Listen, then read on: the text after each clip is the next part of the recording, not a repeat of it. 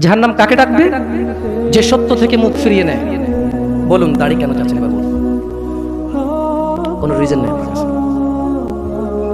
আপনাকে যে হুজুর বলেছে আপনি মুসলমান, আপনার নাম আব্দুল্লাহ, ওই হুজুর বোকা।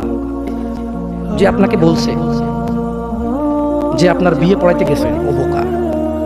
যে জানে যে আপনি নামাজ পড়েন না, কি পড়েন না, আর আপনাকে লা ইলাহা ইল্লাল্লাহ পড়ে কবরও দিচ্ছে, লা ইলাহা ইল্লাল্লাহ পড়ে আপনার বিয়েও দিচ্ছে, ও হুজুর বোকা। ও নিজেই হুজুর না, ও নিজে কি না? কারণ সবচেয়ে বড় হুজুর কে? মানুষদের মধ্যে সবচেয়ে বড় হুজুর কে? জনাবে মুহাম্মাদুর, একটু জোর বলেন, জনাবে মুহাম্মাদুর। তো উনি বলেছেন মান তারাকা সালাহ, যে নামাজ ছাড়লো ফাকাদ কাফার, সে কুফরি করলো। আসল কি বলেছে?